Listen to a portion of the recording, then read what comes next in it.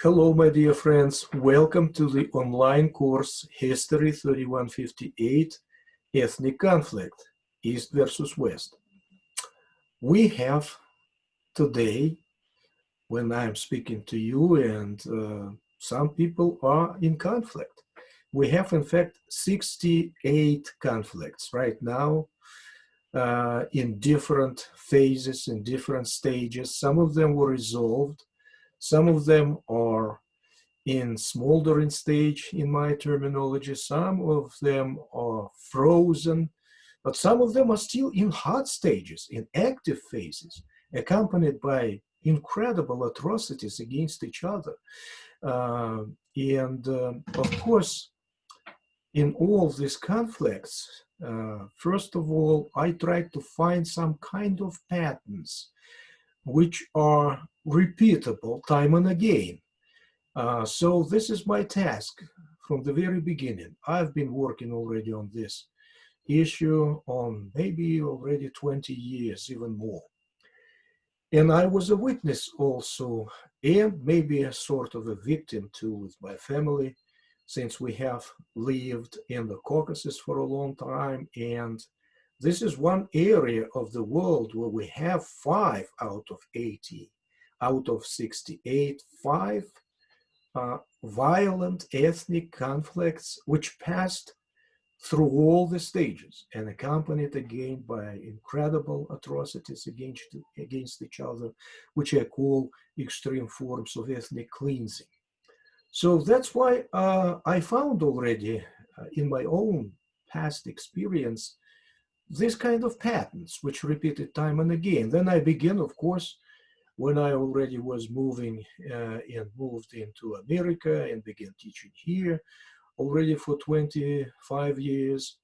And I began comparing to such type of phenomenon in other parts of the world.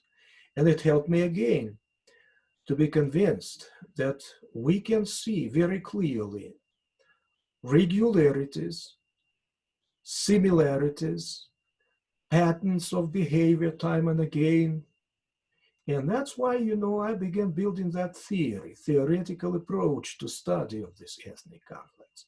And in this lecture, I will try to outline very briefly for you this kind of principal aspects of this theoretical model, which I have just accomplished and published already in 3 editions of my book, Polygon of Satan, Ethnic Traumas and Conflicts in the Caucasus, which is, as you know, is our textbook here.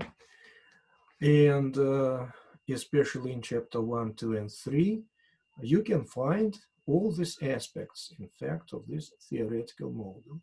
What are they? Briefly, and you can read, of course, you see the assignments on As You Learn, and you can then read, but you need some kind of orientation, what kind of aspects to fish out while reading of this text of chapter 1, 2, and 3. First of all, number 1, similarities. All ethnic groups in the world consist out of the same building blocks. Building blocks, very apt and very nicely stated term to designate these most important constituents, repeatable time and again, like I said, and important for all ethnic groups, in fact.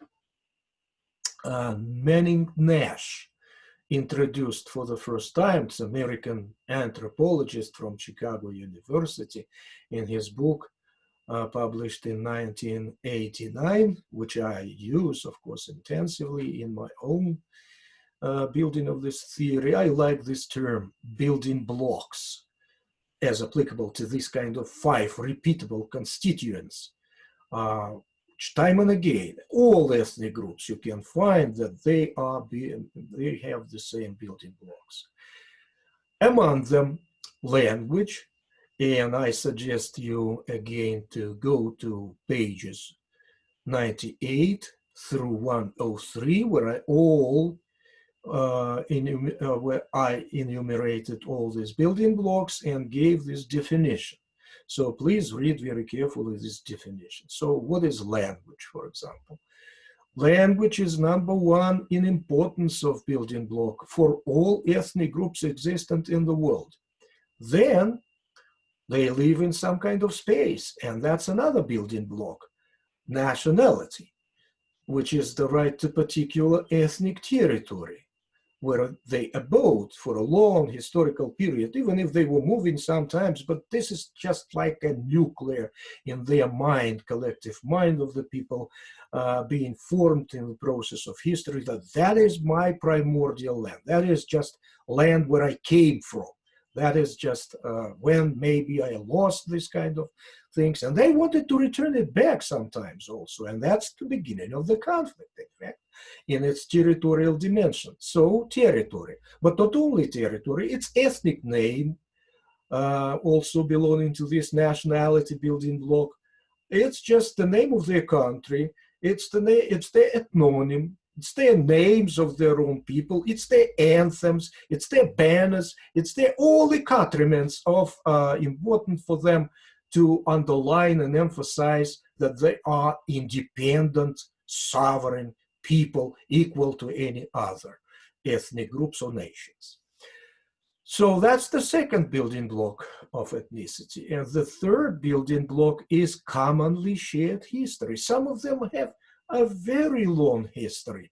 And in this history of interactions between themselves, inside of themselves, between clans and tribes, compiling this ethnic group, or between the neighbors especially, sometimes might be good relations, sometimes they are trading, sometimes exchange culturally, whatever, reproaching, building some kind of customs, helping this approach, but sometimes they go to war against each other for territory, for most lucrative accesses to resources, to this kind of other stuff, to be able building bigger state, through inclusion of territories of other smaller, minor, that groups, and that's why war every time, sometimes defeat, sometimes glorious battles, but glorious battles never leave residue, glorious victories, never leave residue of hostility, but total defeats, invasions, conquest, genocidal explosions, if they suffer such kind of losses that they may enter in the very perception forever of who they are and about their enemies, of course, who inflicted these terrible defeats. We call such kind of memory, collective memory of humiliations, collective memory of bad treatment, defeat, disastrous defeat, that they cannot be mourned out completely. I call it chosen acute traumas. Each people, almost everybody has such kind of traumas. So this is the third building block, commonly shared history, especially as long as they live, they just maybe again and again accumulating this kind of chosen traumas in the process of bad interactions, hostile interactions, and suffering defeat.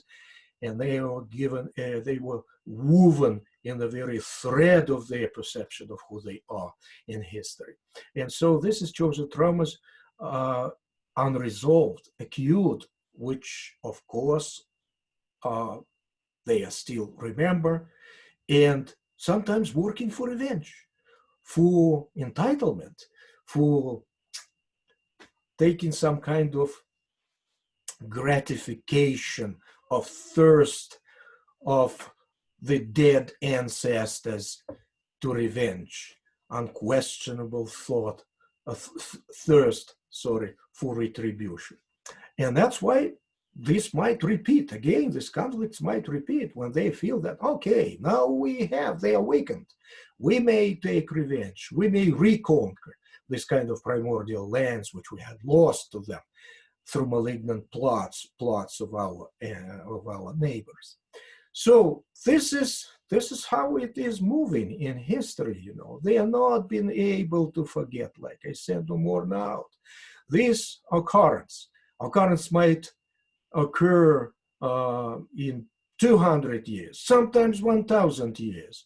Like, for example, loss of Constantinople to Turks by Greeks, or the genocide of 1915 of Armenians, or the Holocaust of the Jewish people who lost 6 million during this terrible last World War. A lot of people cannot forget or forgive their perpetrators too. And Serbs, for example, defeated in 1389 at Kosovo Pole by Turks.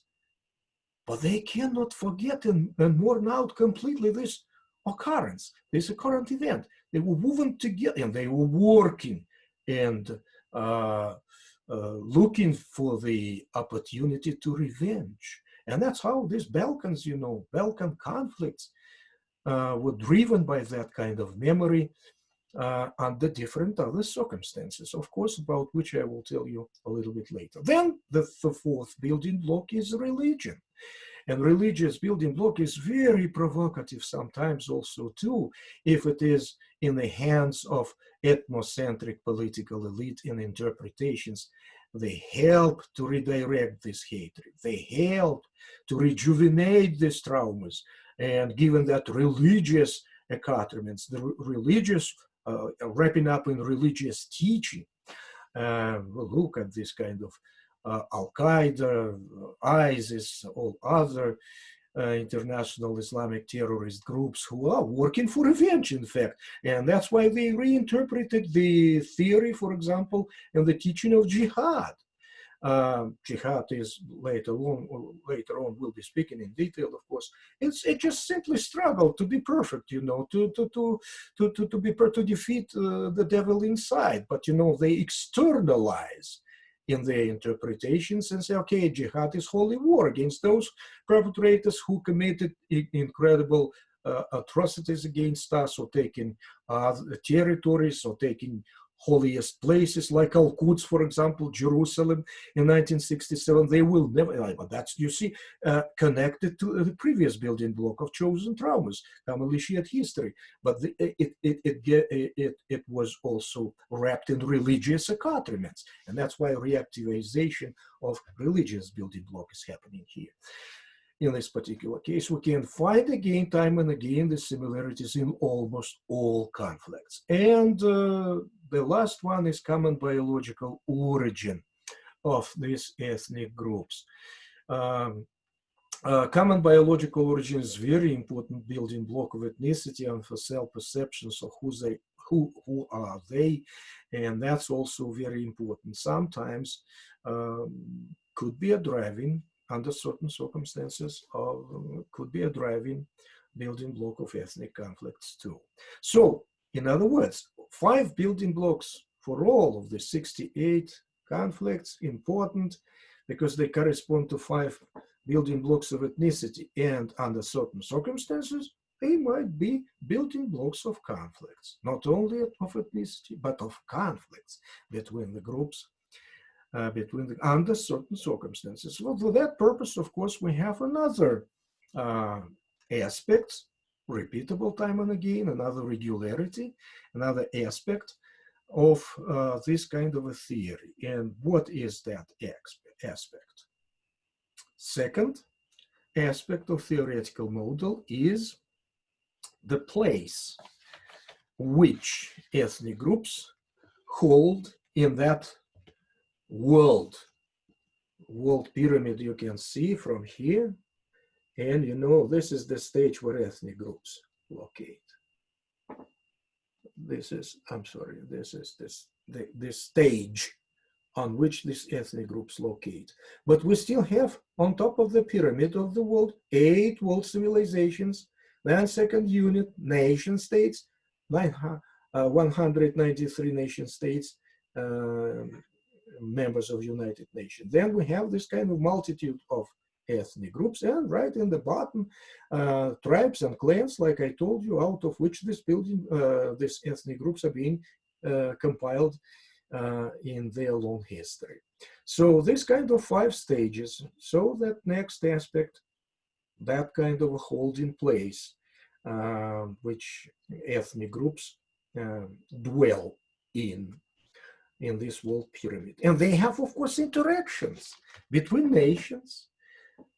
They have kin nations, because, you know, nations also are being built out of ethnic groups, relatively connected through the same building blocks. Then these groups also of nations are related to this or that world civilizations. And that's why if the conflict between certain ethnic groups occur on that stage, it immediately involves the attention or sometimes help and involvement of kings, nation states, or even civilizations which united through this kind of political amalgamations, military amalgamations, like NATO, for example, like other groups, you know, and they relatively, you know, in relative connections through this building blocks, relative connections are being established through relative building blocks, and they interfere on one side.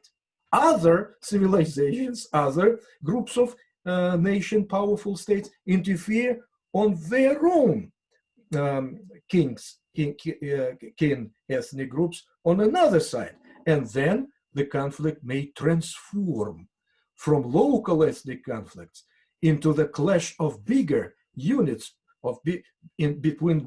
between nation states. It means war.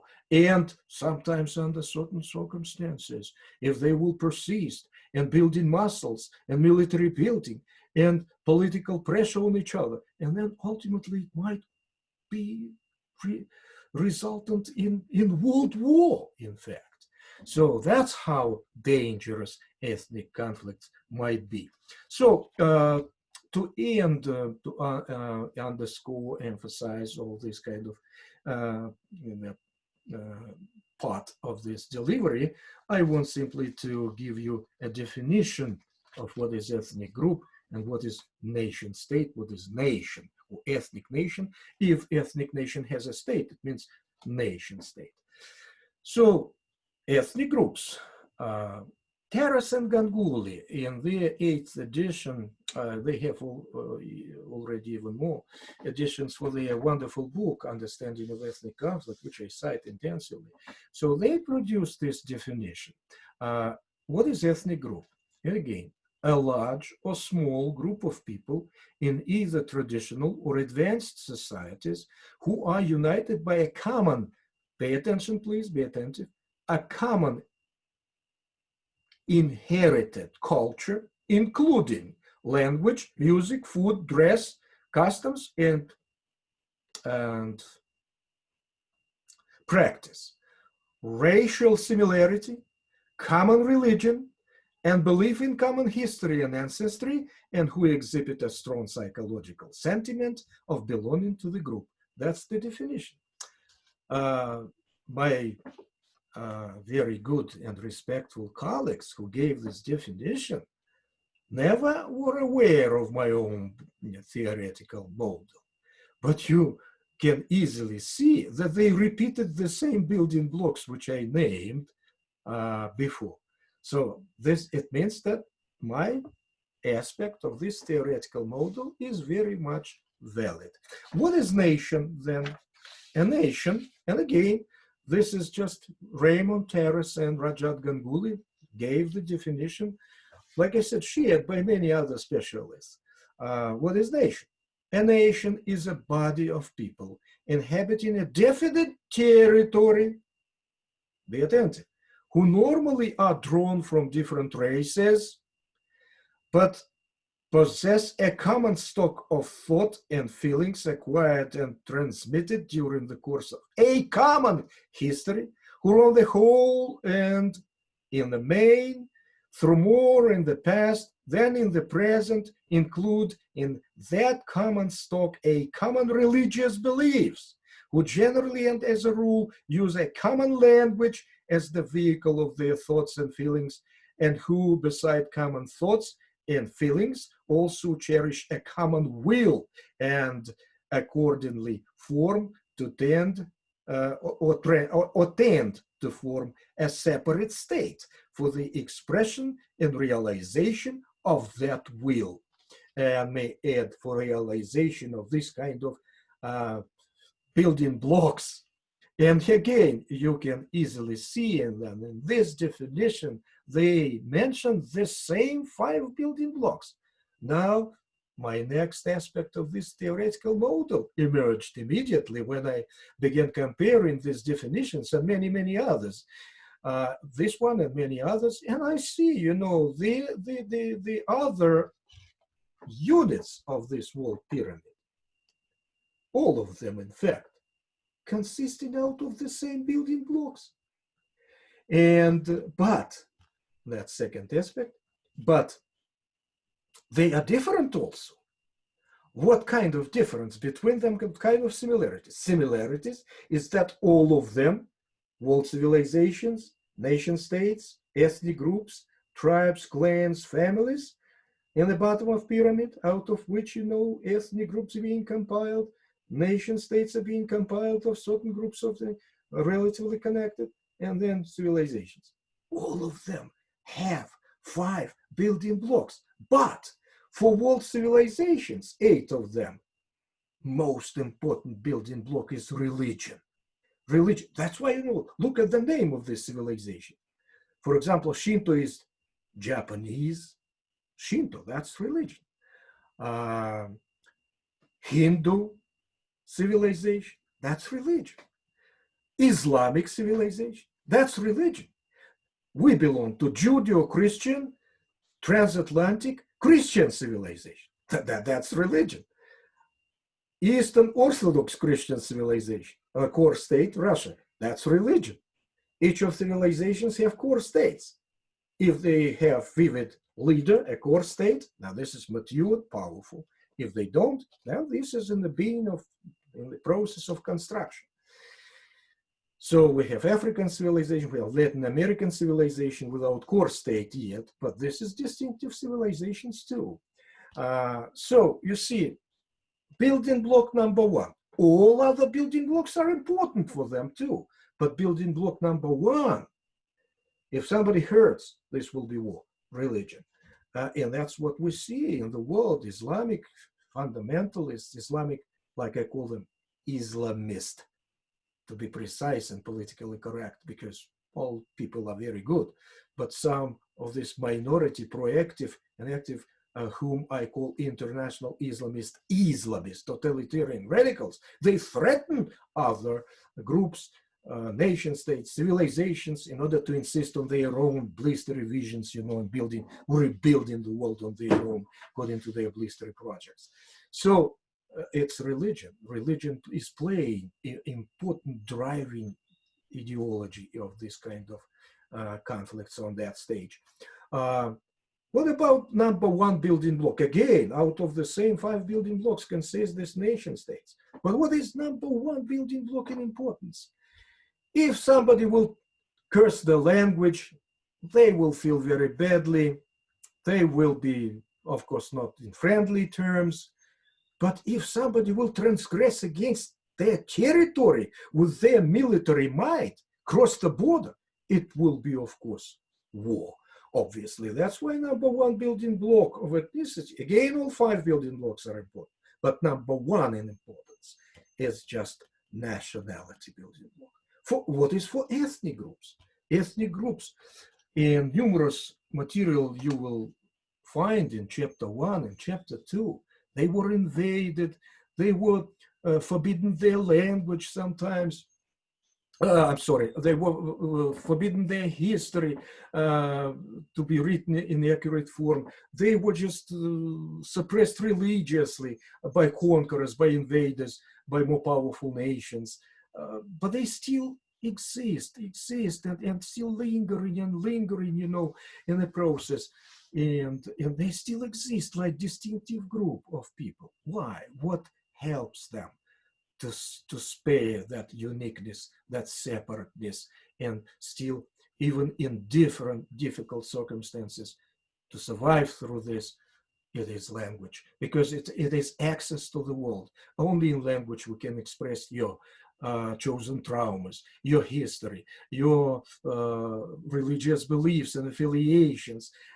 Only through language we can express our, common biological origin, you and me of one and the same blood, and so on and so forth.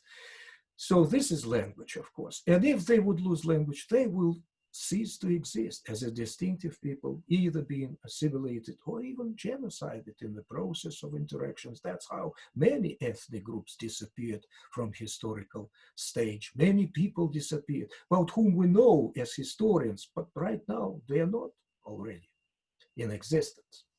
So language is number one building block for this. And that's why a lot of ethnic conflicts begin immediately when somebody more powerful from a bigger ethnic nation or nation state where this ethnic minority belongs to, and they just issue laws or whatever and begin suppressing language. Forbidding them to be educated on their own language, closing schools, state language to be enforced at the cost of this local language, and ethnic conflict flares up. Immediately they jump at throat because without language they cannot exist. They understand this. This is a living organism and you have to understand it. But what about building block number one for that kind of a bottom of the pyramid, for tribes, clans, families? Common biological origin, one blood, relative connections. So this is kind of, everything in the world consists out of the same building blocks, but the importance of building blocks for each unit is different. And if somebody will infringe on these building blocks or cultural boundary markers, they have also cultural boundary. Where there is a group, there is sort of a boundary.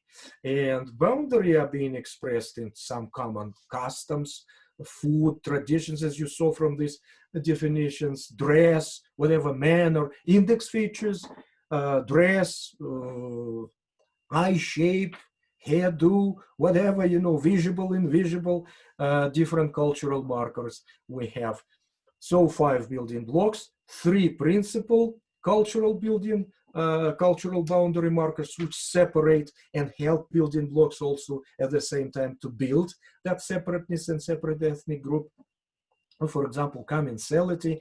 It's just later on, please read about the definitions of what these cultural boundary markers, the first triad, mean. Commensality, what it means, eating together, just through different customs and etiquette of the table, and all these customs of rapprochement, which separates other groups, have different tables, different cuisine, different manner of consuming this food or whatever, different drinks. So that's just, commensality. Then common cult, religious building block, but common cult is just including their practices, everyday religious practices, and they are very different, from ethnic groups to ethnic groups. So even if they belong to Christianity, but your rituals are very different in Orthodoxy and in Catholics and all that kind of stuff. So this is common cult, and also language, as a matter of fact, also can separate, because accent, you feel my accent, and immediately you can say that this is not, he is not speaking like we, this is, it means different, cultural different, language is building block number one, but it also can separate as cultural boundary markers. And like I said, index features, also physical features, dress, not only dress, but, outside, for example, architecture of dwellings, different other stuff. And this is the second triad also. So we have 5 building blocks, 3 first cultural boundary markers, which help to build the principal building blocks and separate at the same time. And then we have index features, the secondary triad, which only can separate, not helping building blocks to build, but to separate. So, and also 3. Please read about them very carefully, and then you will see a numerical formula of a healthy, robust, nicely functioning ethnic group: 5, 3, and 3. And if somebody again will infringe on either one, it will be already conflict. But conflict, that's the next aspect, who are driving forces. and when it happens. Sometimes not only when people infringe, but in normalcy, they try to accommodate. But all-sided societal crisis. And that's what we saw in the former Soviet Union. Just simply blew it up. All-sided societal crisis during perestroika undermined everything. Individual group capacity to survive. That's why they began generating energy to be proxy, to be closer to each other, because individually they cannot already survive. All-sided economic, financial, skyrocketing inflation, salary not enough already. People do not know what to do. Political system began falling apart, political fear, ideology, which had like clips bringing people together, like communism, internationalism, for example, so falling apart, being said that this is wrong, past was cursed, like terrible atrocities committed against its own people, Stalin, de-Stalinization, whatever, this all-sided societal crisis suddenly shaken off. And the people didn't know how to do. They began closer and closer because they understand that individually they cannot survive. And so this kind of revitalization, all these chosen traumas of history, revitalization, that affiliation, which become in ugly forms, re-emerging of religious, because religion had been suppressed before. Now everything is possible, like Pandora box, like genie out of the bottle. Just all these phobias, all this kind of revitalized. So role of all-sided societal crisis in radicalization of all these building blocks. And so people jumped at each other throat, and they virtually blew this kind of Soviet Union up. So nobody paid attention. The most fundamental reason is not only that kind of all-sided societal crisis. The fundamental reason also that kind of a genie which came out of the bubble, that ethnic hatred. Driving forces. Next aspect. Who is the driving forces of this redirecting of this kind of feelings and saying, okay, this neighbor is guilty. If we kill and drive them out, then we'll be flourishing again. They consumed our product of labor. We didn't have enough, because central government distributed, like Moscow in that case, distributed more in favor of this, in favor of that. If we just will be free and we'll be flourishing, then all our resources will be ours and we consume and will not pay anything to Moscow, will be independent and flourishing. So this is kind of role of charismatic leaders, the role of driving forces. That's what they've been told to the people. So this is only we need to drive away that malignant neighbors. They rejuvenated historical traumas of the past. They had invaded us. Now they have to pay for that.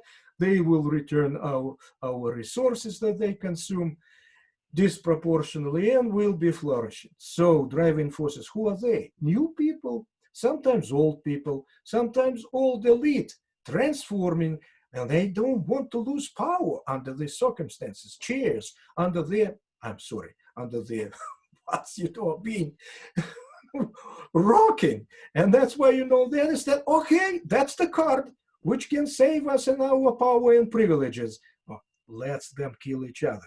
Let's set them against each other. Let's rejuvenate these chosen traumas and we'll stay at power. So former communists transform into ethnocentric damn nationalists in order to preserve power. Other activists also join and form a new type of political elite. Mafia, criminals, operating along ethnic lines, as a matter of fact, sometimes.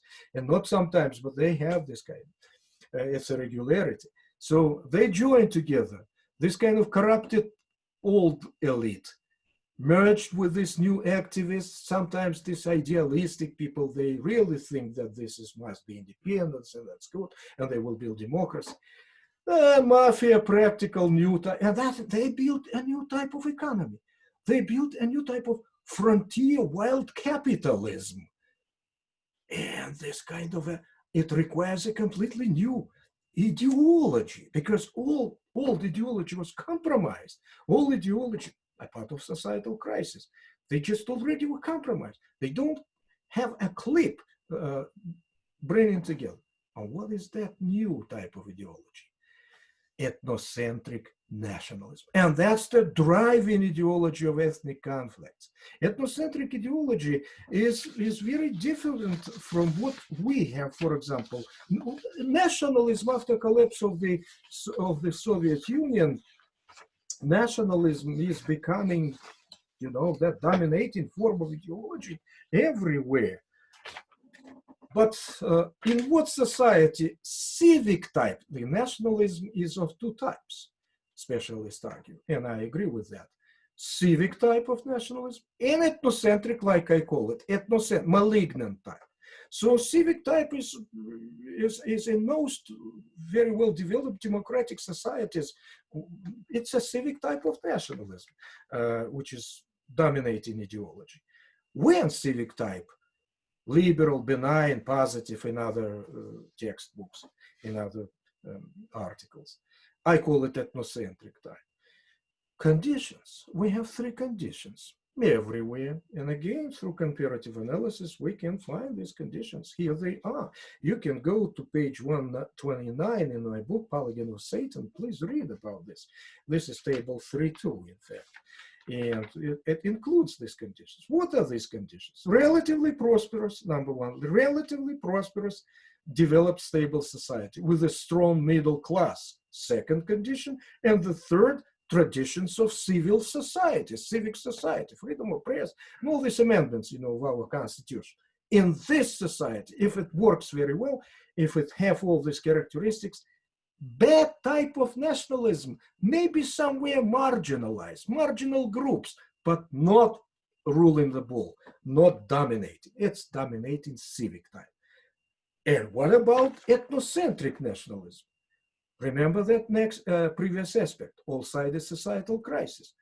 And what conditions of the society must exist, especially passing through this kind of all-sided societal crisis, to emerge and spread and embrace and consume almost everybody by that malignant, terrible type of nationalism, which I call ethnocentric nationalism. As a matter of fact, it's a local Nazism, it's a local fascism, but my editor didn't allow me to name what it is, you know, that's why I invented a euphemism to please the publisher and saying this is kind of ethnocentric nationalism. Other specialists call it ethnic nationalism, like Dusan Kekmanovic, for example, whose article I recommended to you and placed on As You Know.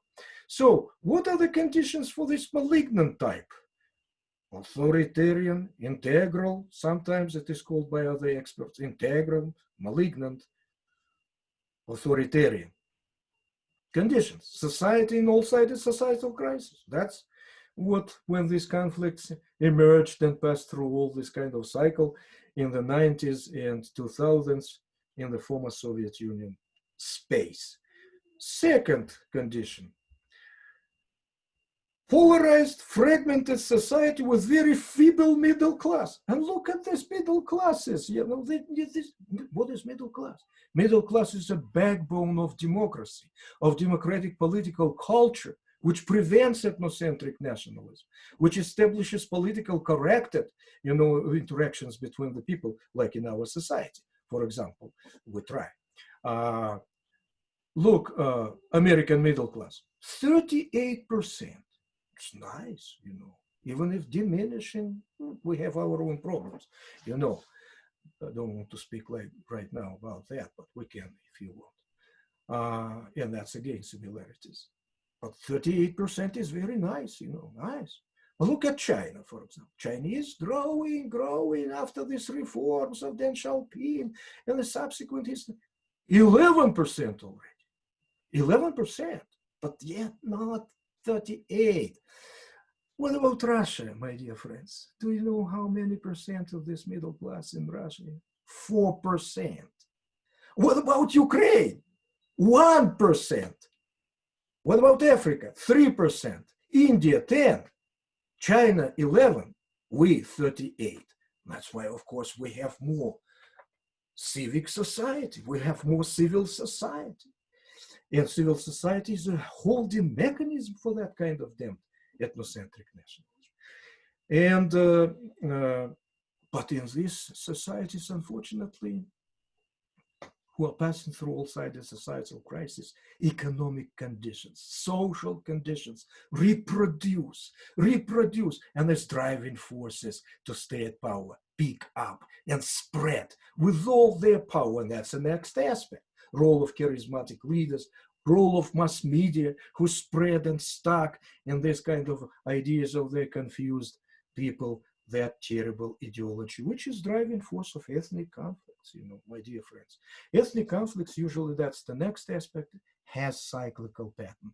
All of them, 68 of them, passing through the same stages. Stirring up stage, triggering point is that kind of all-sided societal crisis or some other crises.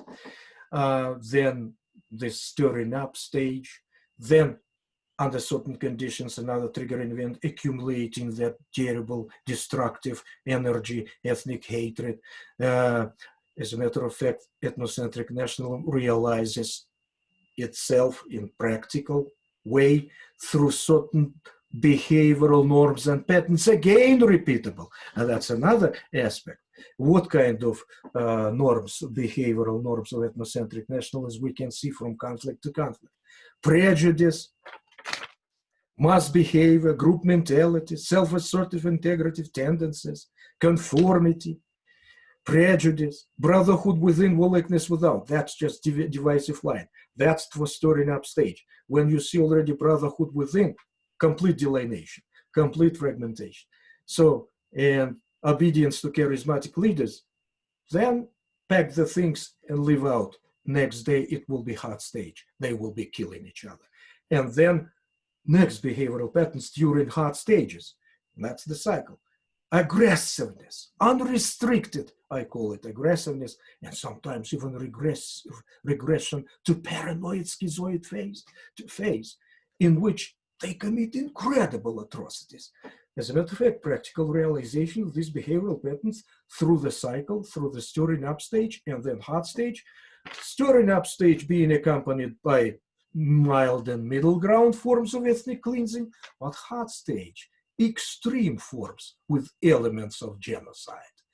And you can read in all these kind of chapters dedicated to specific ethnic conflicts, what kind of forms of ethnic cleansing they practice in the stirring up stages, in that kind of in that hot stages. Then they exhaust killing each other. Kin states interferes, sometimes to stop because nobody wants. It might trigger crisis even bigger and might threaten already national security of a bigger kin states or even to civilizations. They don't want, sometimes if they of course are being ruled by reasonable politicians, they understand how dangerous it might be and they need to constrain somehow. They interfere through international organizations, deploying peacekeeping, separating these groups of killing each other. And then the conflict enters the last stage of cycle. I call it smoldering stage because some people say it's freezing conflict. Yes, but freezing is cold, it's already, even if they hit each other, reasons, casual factors are not yet dealt with, not resolved. But this is, I don't like that, frozen immediately. No, it's just, like so you suppress, like fire squad came. You suppress this fire, but the charcoals are there still. Skirmishes, sometimes kidnapping, sometimes they, along this contact line, this is like in Armenian-Azerbaijani conflict until nowadays. The hot stage is over in 1994. Peacekeeping forces, road maps had been built, international community involved.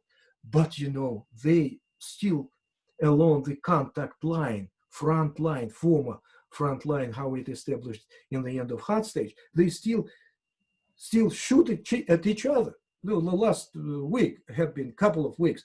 Again, Armenians drove down these Azerbaijani helicopters, for example. This is smoldering state. And it will have some time until frozen stage will come into pass. It just needs to chill out, this kind of, charcoals. And then, so see cyclical pattern, that's another aspect of my theoretical model. Role of mass media is very provocative. will be also dealing with this in your reading. Please pay attention to how mass media generate and spread this ethnocentric nationalism, how they distort the facts, omit it, how they just feed us through this kind of channels and radio and newspapers under their control, certain stereotypes, and they show one side only. If the press is at service of king states, for example, they shows only atrocities of one side, but this is innocent, nice, and good of their allies. But you know, other side press, for example, show atrocities of that side. You know, it's just, you know, this is kind of, that's the destructive role, isn't it? Exacerbating role, outside exacerbating role of this mass media. Unfortunately, journalism at today, you know, losing that kind of professional quality and producing not only sometimes omissions, but fake stuff, you know, complete false, true perjuries, showing one side, you know, like I remember very well, like our channel, I don't want to name, but it's American channel, it's big one, and showed during this hot stage of Georgia and South Ossetian conflict. You can read about this in chapter 4. For example, you know, a Georgian army who began attacking for the first time. But no, our press says this is Russian aggression. But Russian army was deployed only next day when a Georgian army already at night began shelling missiles at the sleeping city of Tskhinval, capital of South Ossetia, and began killing civilians also. So, but you know, they said, no, that's Russian aggression. Anyway, Russia responded, yes, and defeated Georgian army and controlled right now that territory. We may say that this is aggression, but post factum, when that guy already pulled the trigger. Anyway, yeah, that's very interesting.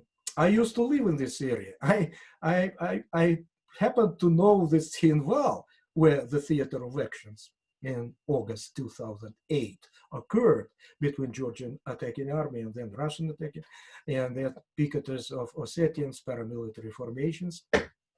So I happen to know this city. It was the city of my mother's youth. But like my 5 fingers, I know all the streets, I know all the houses. And in our channels, we see cheering buildings, you know, and they say, this is Russian aviation bombing Gori. That's the already Georgian city across the border. And I said, but you look, they are showing Tskhinval. They are showing this kind of school number 5, where my former students used to work, you know. And they say that this is Russian army. It's the Georgian army who bombed this kind of a thing. And in many, many things, we have a lot of examples.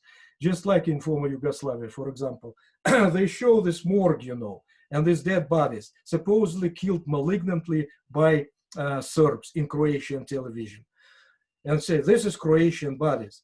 But you know, in Serbian television at the same time, they show the same bodies in the same morgue, but they say this is Serbian, just malignantly killed. You know what this kind of things produce? Produce rage, terrible feeling of revenge, you know. And that's what politicians needed very much, you know, to rally people behind themselves for this last battle to get rid of this kind of once and for all this old and the same new enemies. So destructive role of mass media. And the last aspect is outside exacerbating factors.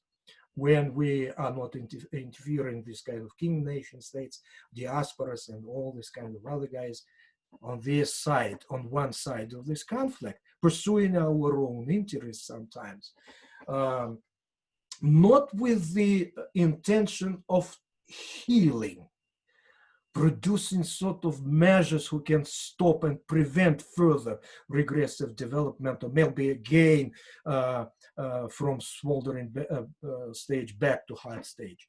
Not with for healing, but to constrain, to fish out political interests, to control the area, and they don't care and never address this kind of, never establish this kind of measures, complex of measures, which may help to heal, in fact. And that's the very last aspect, which is aspect number 10, which is mechanisms, holding mechanisms in language, in history, in nationality building block, in common biological origin, in religious building block, through different types of measures. It's a lot of different measures we can employ to reapproach, to help the people to reapproach, to heal the new acquired volumes of chosen traumas as a result of hard stages, to heal, to that kind of, through teaching, through new type of education, through new training of new leaders with that, because not all of them knew very well what is democracy, what is that process of democracy, setting of priorities, and never-ending process, to respect to for everybody, for minorities, for any kind of rights, for LGBT rights, for any kind of rights, political rights, economic, social. So that's, leaders must be trained how to do that. So this is a lot of mechanisms, economic bridges, sport. No, nobody, look, Armenians and Azerbaijanis, all they have very nice wrestlers, for example, sport number one, but they never participate in champions together. They're just separated completely, looking through the, through that barrels, at each other. But, this rapprochement could be, of course, established. But unfortunately, I am very idealistic. One day I believe that we'll do this, that all nation states will be involved, that all organizations, a lot of them, United Nations, OCSA, a lot of, and will establish this kind of, healing mechanisms. And that's the last aspect. About these healing aspects, you may read instead of conclusion. That's the last chapter of this book. And you will see I describe in detail all these kind of mechanisms. That's the theoretical model. And as a matter of fact, I will show you in the next lecture how to apply to a particular ethnic conflict. This will be week 2. We'll be dealing with Yugoslavian conflicts. And so you will see how this kind of theory might be applicable and to explain the chronology, the evolution, and the results of this kind of conflicts. Thank you very much. I really appreciate you listening to such a long lecture. But I want you to understand and read. Don't delay and begin reading chapter 1, 2, and 3, where all these aspects, and especially chosen traumas, are very important. Please don't miss them and read very carefully.